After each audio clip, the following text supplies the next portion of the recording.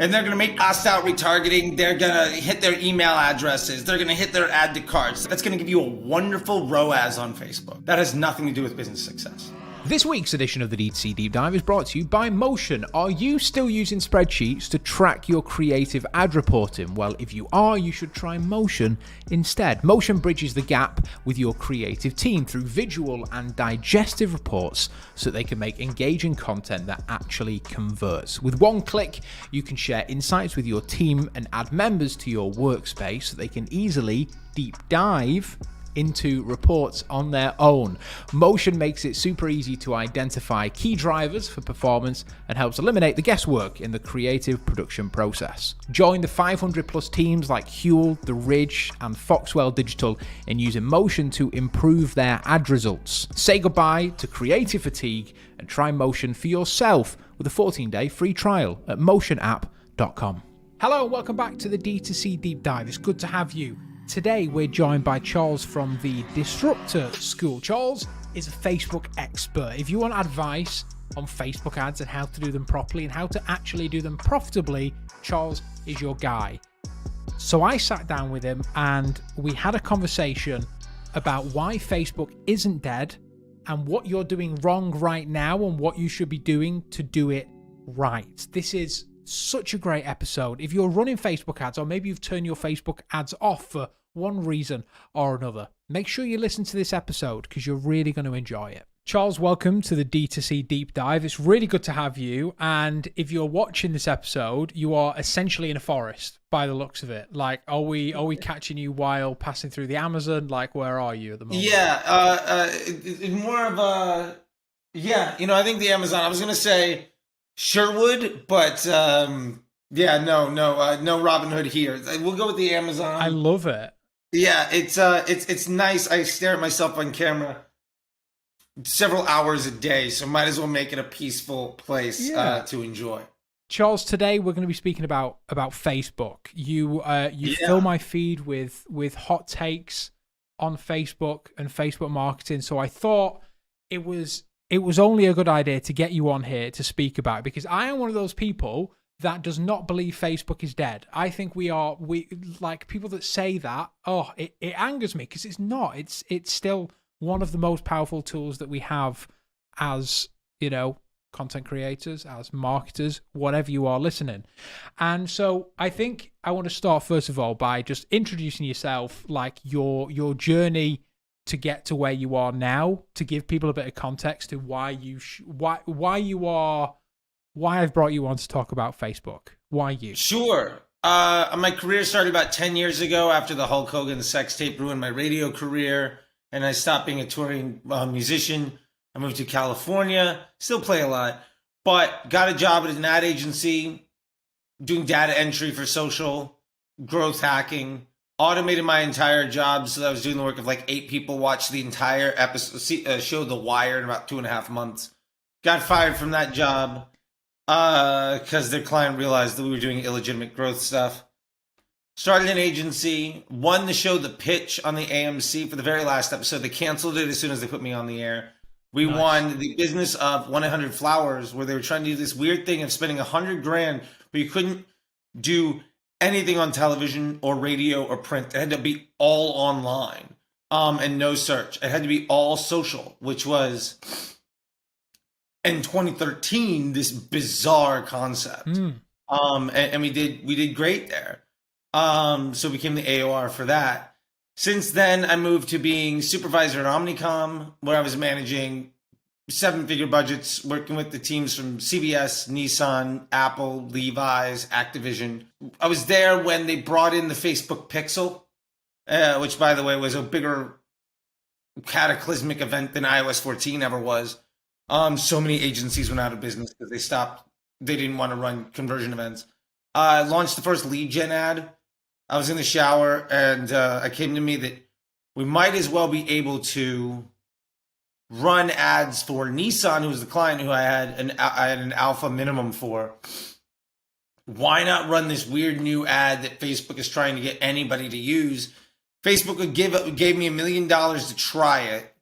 Nissan said I had to get one a quarter. So I was like, why don't we just try to do test drives? And so we ended up $50 to get a lead. 1 out of 2 people bought a 2015 Nissan Sentra for $25,000. So first lead gen ad was a 250x ROAS ad campaign at scale, which tells you how illegitimate ROAS is. Then bounced around to other ad agencies, had the luxury of being a bad employee, pretty much because I put the client, I didn't realize that the business model for ad agencies was commission on ad spend. I thought it was do good work. So if I charged $1 million or $10 million for a year and I could do the work in 30%, 40% of that budget, I would cost my entire department's annual salary and commissions in like a couple of weeks. So I got fired from multiple agencies for doing that. But I also had the luxury of sitting in the rooms with the best minds across every agency on Jefferson Ave, which in LA is like where all the agencies are. Ended up going client side and vendor side. And over the last like 5 or 6 years, got into the Facebook Disruptor group. I was one of the original 100 members. Half the other folks are students of mine at the time. And I was able to build brands. I took 310 Nutrition from 15 million to 95. Worked with companies like Fab CBD that just did a full exit. My Life, which had a 7-figure monthly profit target, the SaaS business off of Facebook ads. And this year, I'm doing Under Outfit. We did 200K budget in January, and we did 120 some odd thousand earlier this week. That business has scaled 7x since January. There's a reason why every single year I take 1 or 2 brands from mid 7s, low 8s to high 8, low 9s. And it has very little to do with me being good at audience testing or having any skills as a creative. It has a lot to do with the fact that I was there when they built the engineering team for the ad product. I was there when they built the product team for the dashboards.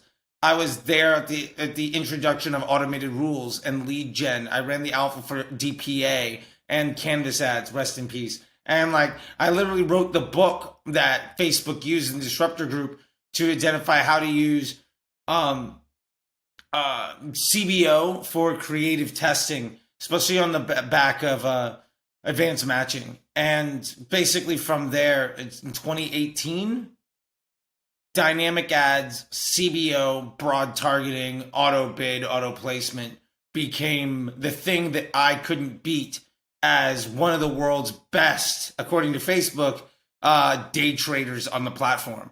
And I basically changed over to running things a different way. And since then, been just trying to teach people what that looks like. And it's usually a good couple of years before everybody starts to adopt it. But we're seeing more and more success and less stress for the people that do get there. And it's a beautiful thing. And so now I run those businesses or help them grow. And my biggest venture now is building a school to teach people how to do all of this stuff with extreme confidence, because the sad part is most media buyers have been poorly trained, overworked, and underpaid by somebody that didn't know how to run their clients' businesses or understand how Facebook worked. I'd say it's 85, 90% of Facebook buyers. And that means there's a huge opportunity to just do a good job and to help a lot more people achieve their dreams and success and freedom by making their businesses succeed. Amazing. That's so interesting. Like that you've been doing this since the early days, and you've seen the way that the platform has changed.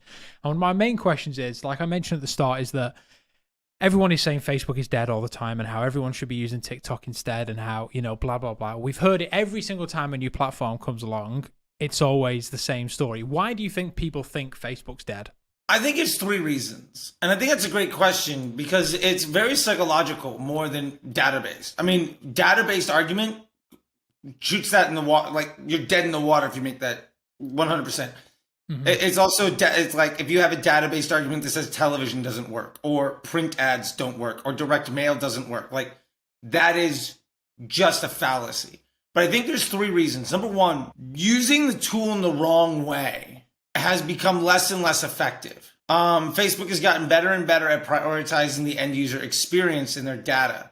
So when you're using, say, interest groups, which have been deprecated on the Facebook development team 5 years ago to copy affinity audiences in Google, I remember when they came in.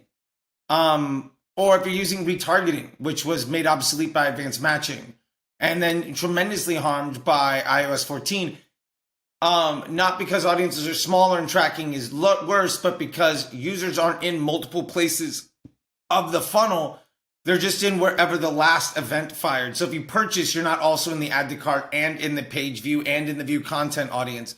So it looks like your audiences are a lot smaller, but really it's just they built in the exclusions for you. And so doing things in the 2016 way is incredibly harmful now and is only getting worse. If you're still using ABOs and interest groups and retargeting, to a lesser extent, even lookalikes are fairly obsolete. To be fair, most people that learned Facebook that I know learned somewhere between 2018 and 2020. That was where a lot of people learned, or the people that they're learning from, where they got good. Yeah. In the world of 2018 to 2020, the economy was booming. Any idiot could set up a really dumb Shopify store and screenshot an Alibaba post and print money, because when the economy is booming, literally anyone can start a business. And I'm so happy that they did. Like the financial independence and security so many people got during that 10-year booming economy, right up until, well, a changeover in some leadership around the world, and then some impacts of science, which were inevitable, having an impact. But we are now facing a situation where the economic structure is different. And because of that, it is far more difficult to have a bad business model with bad ads competing for the attention to monetize on platforms that are getting way, way better at respecting the end user's experience. And because of that, it's just way more difficult to be successful when you disrespect your business partners and don't give a damn about your customers.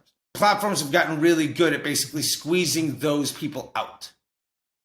And I think the third thing is a level of sexiness. Honestly, I see people saying all the time, I can't tell you how many times people say, well, iOS 14 cost Facebook a lot of money and it really ruined the ad account. That's nonsense. Facebook ad spend is up every single year. And they say, well, why did, Facebook say that? And here's quotes. What they're quoting is projected additional revenue that didn't come in. And that's primarily more because of an economic structure, but also because the development of the ad platform has basically reached maturity. Facebook ads is at the same level as search and email. Now, would you say search and email aren't any good because they haven't had any dramatic, fundamental technological shifts in years? I'd say that's nonsense. They're at the core of every business. I am less concerned with that. And we do see new opportunities come up where different economies of scale are available. And whenever there's underpriced attention, there's always the opportunity to abuse that. I remember when it was Pinterest. I was running Disney and Persil laundry detergent. I did the US launch for that and the product launch for TRX, the like yellow workout bands. I did the product launch, brought that to market on the back of those ads. I remember when it was Snapchat, right? And it was great. And, the Dollar Shave Club dudes, I did part of that. They were a great success story.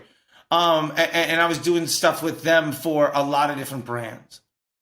And then it was, now it's TikTok. And to be fair, I remember a year ago when everybody was like, TikTok CPMs are $3. You got to get on it. And now they're worse than Facebook ad CPMs. Yeah. Like, I get my Facebook ads CPMs at like $50,000, $60,000, $70,000 a day for e-commerce brands is in the mid to low 20s. The TikTok ads for the same thing might be in the mid to upper 20s or low 30s sometimes. And true, I'm not nearly as good at TikTok as I am at Facebook. But the opportunity that you get by abusing underpriced attention, there's a short lifespan to that opportunity. So yeah, I think when people say Facebook ads are dead, it really is one of those three factors. Either A, you can't disrespect your customer and the business partners, in this case, your vendor, and still be successful. B, the economy is just different. You can't just slap a picture on anything and print money anymore. You have to actually do something because people don't have the disposable income they did 4 years ago. Mm-hmm.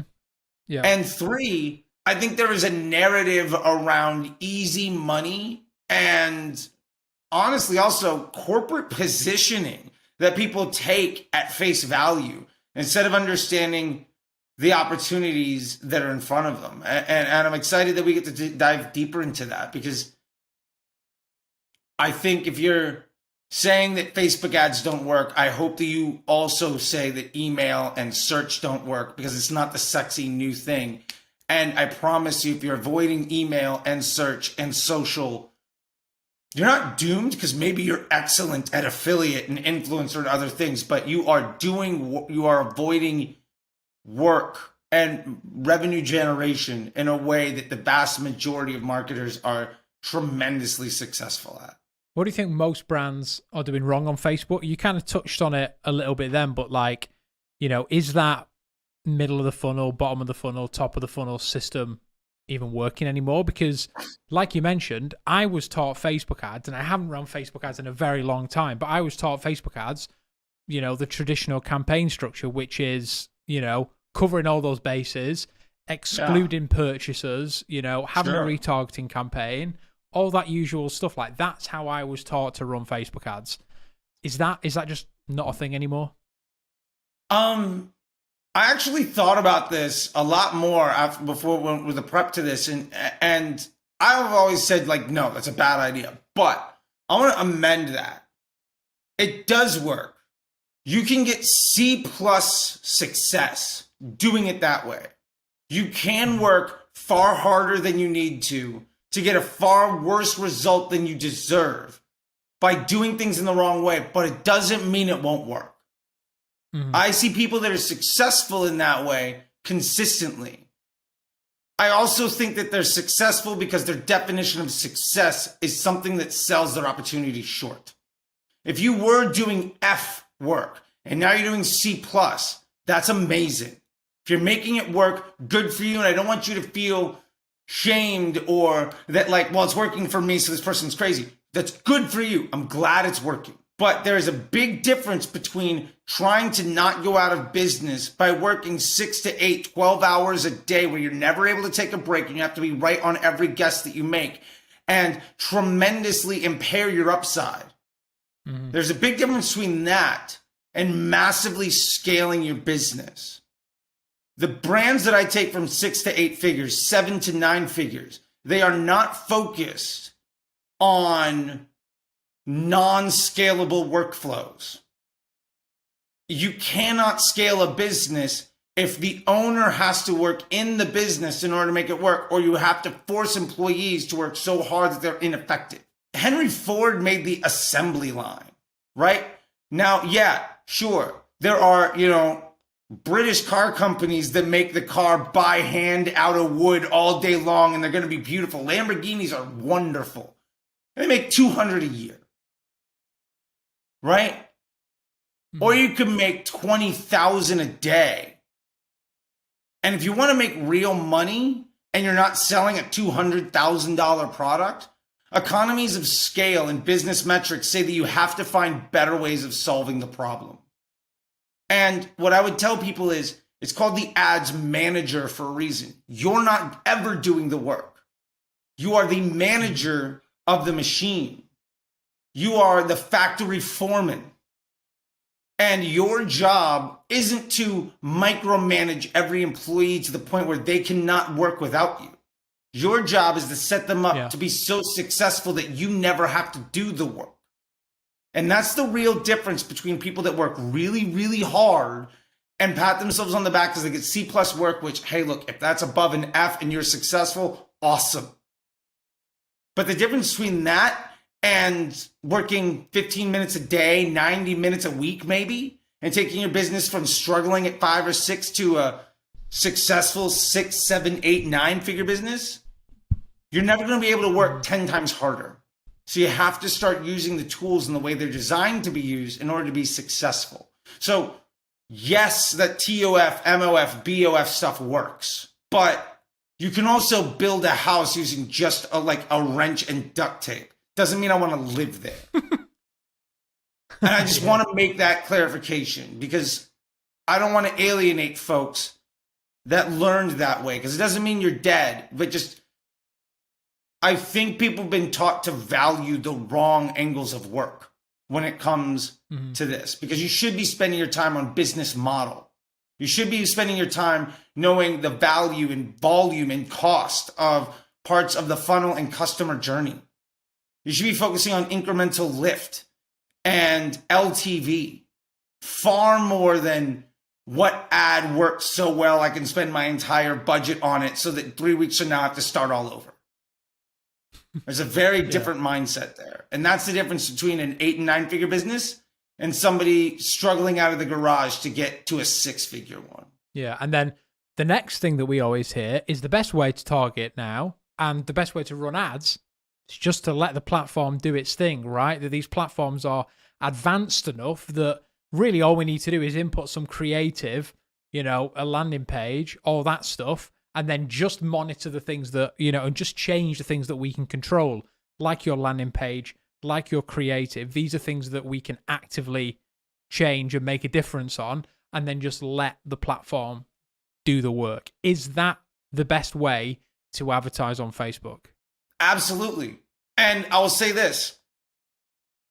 There is this misconception that audiences are good. Audiences became obsolete in 2018, 2019. And that's because the tech changed. The software had an update, and it hasn't changed since. People say Facebook ads are changing all the time. No, they're not. They haven't changed since basically 2019, 2018. The front end has changed a bit, but the actual algorithm hasn't changed in 5 years. And here's the change, is the implementation of the OCPM, the optimized CPM environment, being the primary driver. Facebook was no longer competing with PPC. It was designed as a let's run it and build it a lot like Google so people use it. Yeah. But that shift basically meant when Facebook is treated like a pay-per-click or an inventory or demand-based, right? Like email, pay-per-click, etc., programmatic. Yes, you need audiences because you're saturating that audience and hoping for the best. But now what we have is every ad you make is a web page in Facebook's site, right? In their app, Facebook app or the Facebook website or Instagram is just search results like on Google. But instead of you typing in words, you just refresh and it shows you things that you want to see. So it's the Google search result, but it's a dynamic one that is based on user experience instead of you telling it what you want. That being said, every ad you make is its own web page. Facebook is measuring the click-through rate, the bounce rate, the stickiness, the engagement. What happens when people see that content? What happens when they click on it? What happens when they go to your site? What happens a couple clicks after that? Are people happy with that experience? Do they engage? Do they lean in? And if they do engage with your brand, what is their experience? Like, are the page load times bad? Are they often going to customer service? Are they giving bad comments? What is that user experience? Because their business model is user experience. Facebook's business model is retention of attention for profit. That's what they do. And because of that, because the learnings in Facebook are how do users respond to each web page? Not your landing page, but the actual ad unit. Each one of those ad units makes its own lookalike audience. If Facebook shows that ad to 500 people, 250 people don't like it, 250 people love it. Do you think the next 500 is completely random distribution? No. They're going to look more like the people that responded positively to it. What about the next 1,000, the next 10,000, the next million people? They're going to look more and more like those that had a positive experience because that's Facebook's business model. And so that ad is effectively creating its own audience of people that respond positively to it and finding more people that behave like that. So when we use targeting audiences, what we're doing is we're paying extra because they come at a cost. Back in the day, Facebook literally used to tell you how much they all cost. Back when CPMs were $2, that interest group was like 30 cents. And it was like, whoa, do I want to add 10%? It's still a pretty costly thing. But now what you're doing is you're paying extra to inhibit who that ad can show to, because maybe there's a big circle for that interest group or that lookalike or that retargeting audience. And that ad appeals to everybody over here. Think of two circles in a Venn diagram. The only place that ad's going to be able to work is where those two circles overlap. And you might get really good success right away, but that's not a sustainable solution. That's not a scalable workflow. Yeah. So you can run a business that requires you to work really, really hard and get lucky enough to be right all the time, and then start over in a couple of months or a couple of weeks or a couple of days. Or you can avoid that situation entirely and just plan on an architecture that grows with you. And that's the real big difference. And I want to also say this, that interest groups, 1/3 of the people are in there by accident because the tech hasn't been updated. Half the people that are in there are there because they don't like something. If you say all day long, I don't like cats, you're going to get ads for cat food because you're interested in it, because you're using those keywords. So up to 2/3 of that audience is actually bad for you. So what happens when you're targeting those people is you are investing heavily in showing Facebook that you want to give people a bad user experience. And that not only harms your performance in that ad set, but it flags you as a marketer that is a liability to Facebook's bottom line. And if you've ever worked with people, and some folks make work harder or cost money or are just bad to work with, you generally work with them less. And Facebook's way of doing that is by charging you more money on the CPM. And they effectively price you out of the market because you're a liability to their business model. So if your CPMs are over $25, $30, understand it's because Facebook sees you as a liability. And if you become algorithmically aligned, that CPM can get cut in half. And it's not just who your ad gets shown to as a volume. It's also a quality. And this is the last thing I'll say on it is, when you hit refresh, you're not just seeing the person that bid for that. Facebook also wants to show you high quality content. So if you and I are both running ads for sneakers and you've got an ad everybody wants to see and you're running a really good business, and then I'm using a cost cap and an interest group with an ad that's not that great with a super high budget, somebody might come to my store, an abandoned cart. When they refresh, they're going to see your ad retarget them because of advanced matching, even though you're using broad. You're going to reach that person for half the cost that I will. They're not going to see my ad until they're scrolling through for 5 or 10 minutes because Facebook wants to give that user a positive experience. So I'm effectively working really hard to make you successful because you care about Facebook and the end user way more than I do. And I think that that's just something most people don't get. I think we're also used to, I guess kind of thinking that these platforms are working against us all the time and they're there and they're out to get us. But I think what we do forget is that we're paying for their bills, right? And so they want to make sure that we have the best experience possible.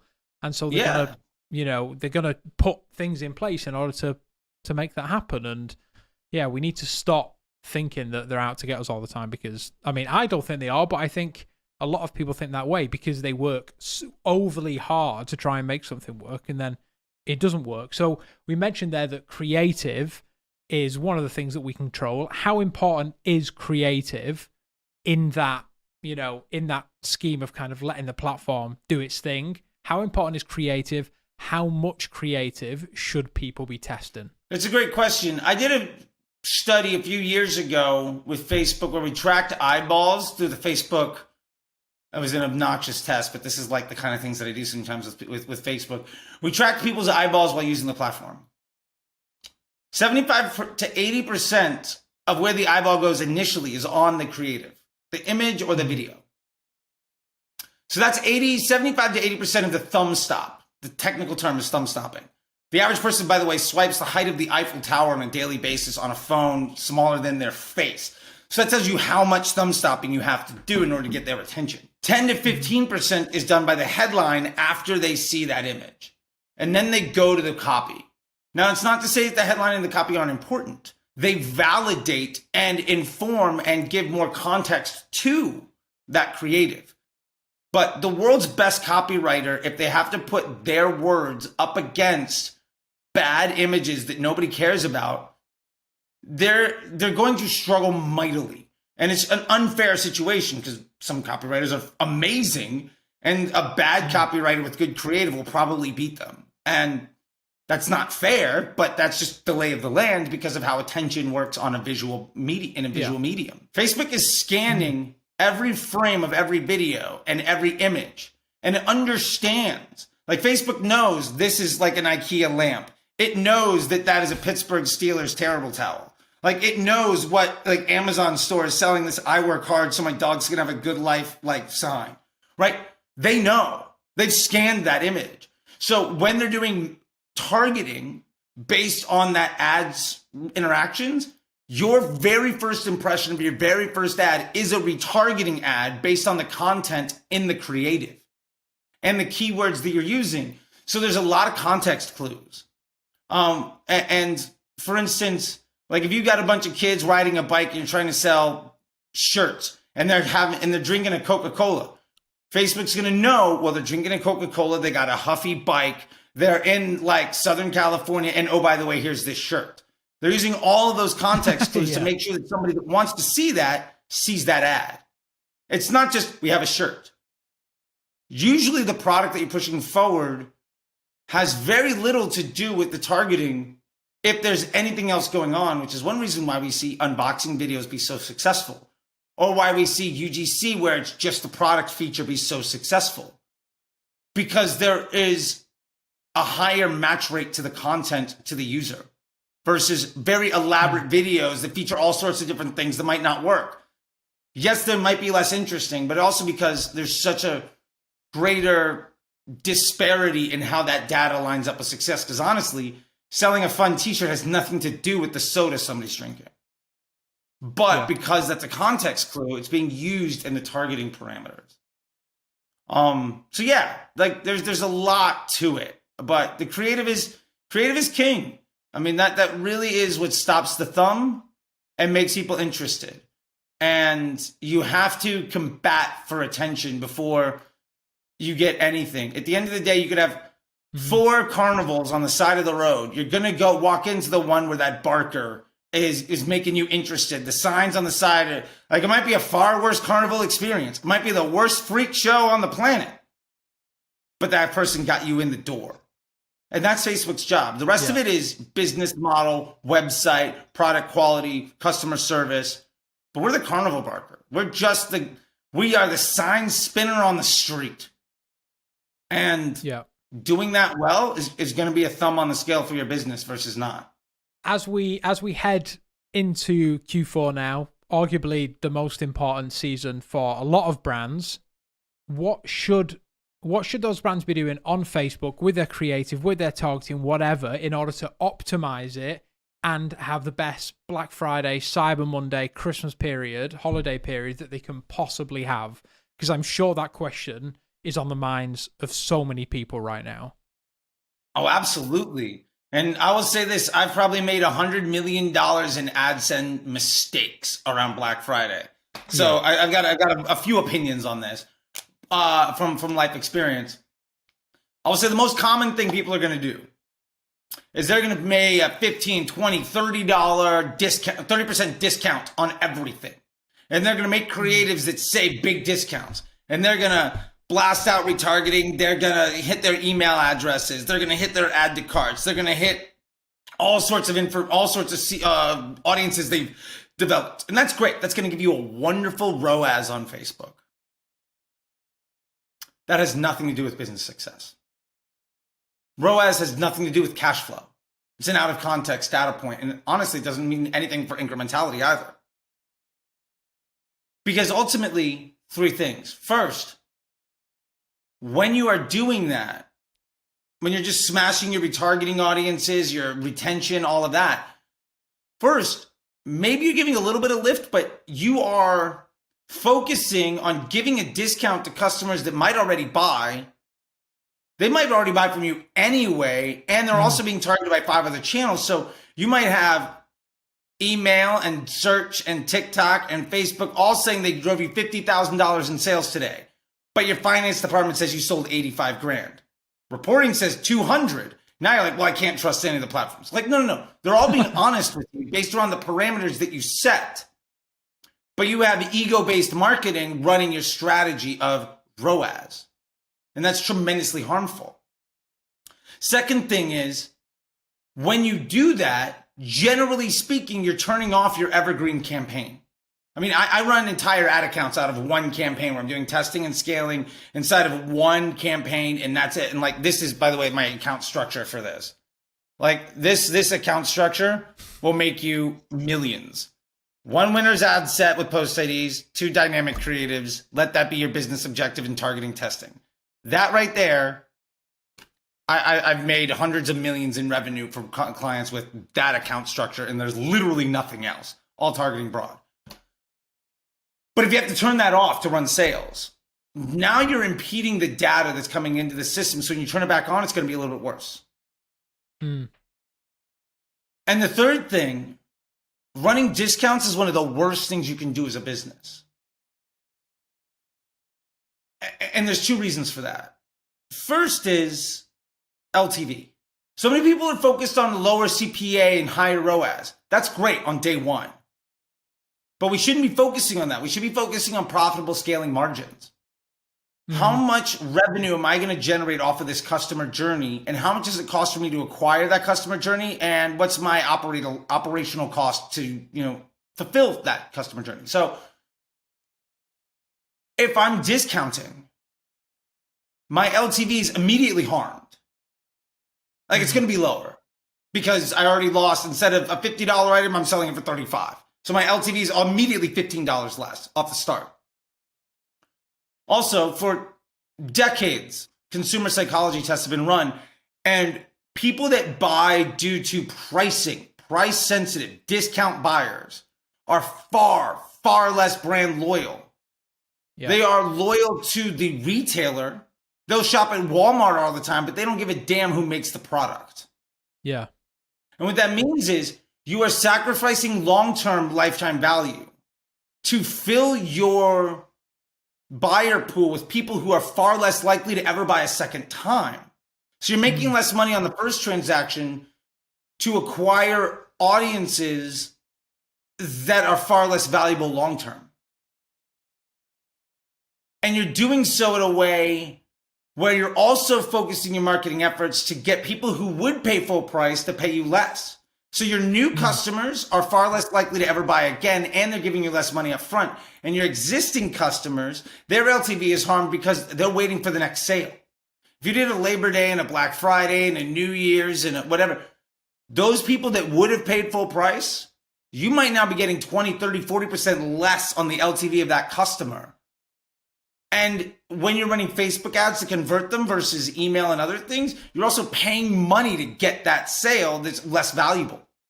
So you're paying a worse exchange rate to receive less LTV on customers who are less likely to ever buy from you a second time. Their second purchase rate is far lower. That is tremendously bad for business. And we do it because retail does it. Retail had to do it because Black Friday is called Black Friday because they ran in the red all year long. Black Friday is when they finally became profitable. Yeah. That's how retail works. That's why it's called Black Friday. You don't have to do that in e-commerce because as retailers, we're not holding square footage, monetizing profit margin by the square foot and shelf space. We are the brand. So we also don't have to worry about the fulfillment issues and making sure that if we don't sell the product, they're going to return it to us and all of these other things with retail. We just have to fulfill the orders that we have. And yes, we're going to have inventory issues. And yes, we might have warehouse costs and stuff, but it's a drop in the bucket to playing the retail game. And so you're not forced to do the same unit economics that they are.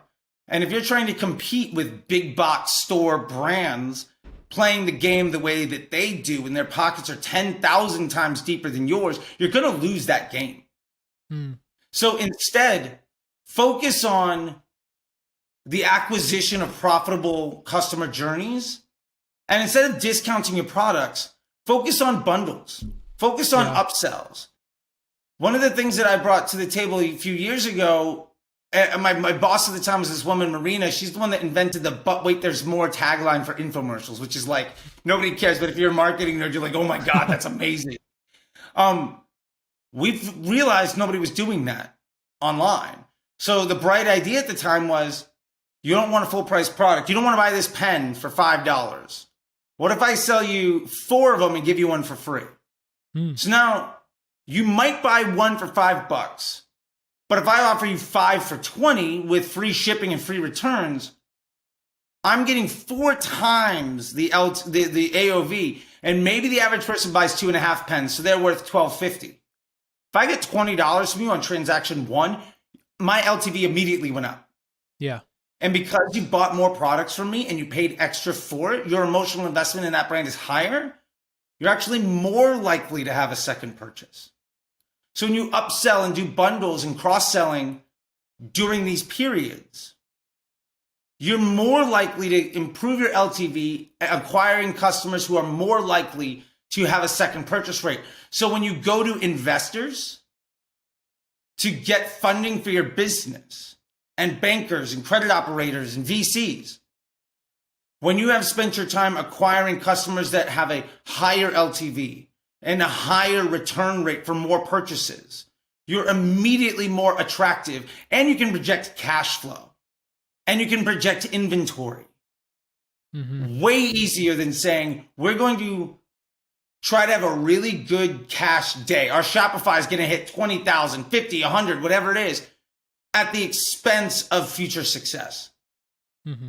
Discounts are like a drug. You're a junkie when you get caught on the sale after sale after sale life cycle that so many brands are stuck on. And they're never going to achieve the success of brands that don't discount, but only offer bigger bundles. And the fun thing is, when you offer a buy two, get one free, you actually sell more of the full price offer.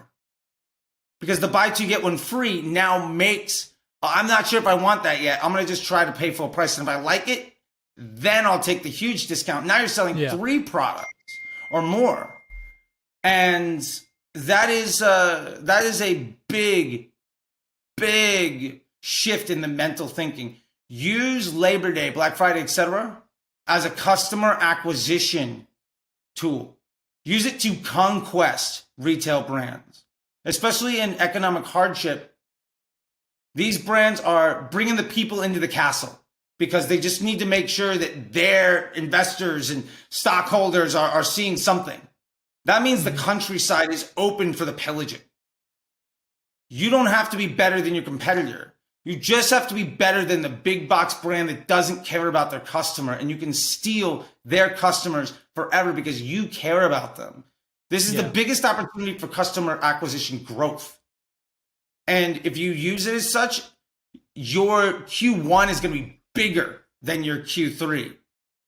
If you don't, January and February are going to be the decimation of your cash flow. And you're probably going to have to fire a couple people. You're going to have inventory problems. And you're going to be really struggling to hopefully make enough money in the spring to pay for summer. And you're probably going to double down on the same thing that ruined your Q1 just to try to compete. And then summer's going to come and you're going to say, well, Facebook doesn't work at all and we're screwed and all of that other stuff. And it's your choices that created that problem. So that's kind of how I go with it. That's the in-depth view of never run a discount. Instead, actually build your business. So many times in D2C, in e-commerce, just reframing the way that we think about things and not seeing it as the way that everyone else is seeing it sometimes leads to the most success. Because everyone thinks Black Friday, Cyber Monday is like, all right, here we go, get the sales going. But it doesn't always need to be the case. Because yes, people expect something, but you don't want to cheapen your brand and cheapen your customer just to abide by what everyone else is saying. Charles, it's been an absolute pleasure to have you on the D2C Deep Dive. It's been so interesting. I'm sure there's a lot of people listening which have kind of had their eyes open, and hopefully they'll go and try some of the things that you suggested. If people want to follow along your journey, they want to be part of the school that you're building, how can people find out more? Yeah, you can follow me. My socials are at CT the Disruptor. You can find me literally anywhere. And if you have a platform where you can't find me, please DM me, and I'll start to making sure that I've got multiple pieces of content going out daily there as well. If you want to check out, know more about this stuff, my site's facebookdisruptor.com or disruptorschool.com. I have a newsletter. That's probably the best way for you to just limp in for free. Newsletter.facebookdisruptor.com is super easy. One-click sign up. That's a great way to make sure that you're getting this type of information on a regular basis. If, we're talking about LTV and sales and business development. If you do want to work on your business development and the LTV of your skill set, then the Facebook Ads MBA program is probably going to be the best fit for you. And you can check that out at mba.facebookdisruptor.com. That is my immersive lifetime access education resource. It is a direct community from me sharing what I'm doing right now. And the track record more or less shows that if you want to know what everybody's going to be buzzing about on YouTube and Twitter in 2 years, you can learn it today. And the honest truth is, people ask, why are you teaching? Why are you not running brands? I do run brands. I got a brand right now that we had 200,000 in January. We did 1.5 million last year. It's the fifth or sixth brand in the last 4 or 5 years that I've done that with. I am active, but I also see a huge gap in the space where a lot of agencies who aren't good enough for you to hire are charging you money to learn from their 25-year-old kids that are seeing the same thing on Twitter that you are.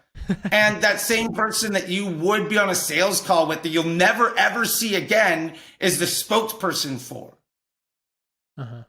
Do you legitimately think that people that see the same information that you do, that have the same struggles, that aren't running any businesses, are going to help you achieve the success that you deserve?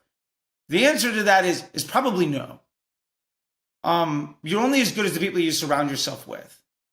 And you can either learn from operators and join communities of people actually getting the work done, or you can focus on folks that run ad agencies that rely on their sales team to be successful and are also having educational resources to offset cash flow because they're struggling. Some places are good to get you started. Some places are good to help you make a 7, 8 figure, 9 figure business. Those are not the same places. So if you want to level up your business, you have to level up who you're talking to. That's what I'm trying to do. And with that, I just want to say thank you a lot. I appreciate it. Got up at 7 o'clock this morning to talk with you, and I do not regret it. This was a lot of fun. I'm glad. I really appreciate your pod. I appreciate what you're doing here. I understand what it is that you got going on, and I dig it. And I'm just glad that we were able to get together on it because, hey man, helping people be successful and sharing different ideas is great. And at the end of the day, you don't have to agree with what I said. You don't have to abide by it. You don't have to take action on it. But the fact that you're letting people with different ideas come in and share lets other folks learn how people are thinking and make the best decision for themselves. And at the end of the day, that's what it's all about. And if that produces success or just at least educates or even entertains, that's a good use of time. And I will do that 7 days a week. My wife probably says I shouldn't do that, but I do. So anyway, thank you so much for letting me do it. I very much appreciate the opportunity. And if one person today sees more success and then can hire one other person and that person can learn and have some freedom and stability in their life, then this was 100% worth getting out of bed. And like I said, I'll do that every day because I used to be at a place in my life where I was completely lost. But I got 10 years sober now, and I bought a house and a wedding and all sorts of stuff. I know what it's like to hurt. I know what it's like to struggle. And if what you and I are doing prevents one person from having to do that again, I'll do it every day. Amazing. Thank you so much for your time. real pleasure and excited to chat some more. Thank you, man. I really appreciate it. And that's it for another episode of the D2C Deep Dive. It's been a real pleasure to have you. If you have enjoyed it, please do leave a review, because that will be much appreciated, because then more people find out about us. And that's always fun, isn't it? You can follow us on social. You can follow myself at Sal Fraser, or you can follow the podcast, the D2C Deep Dive. And, well, I'll see you in the next one.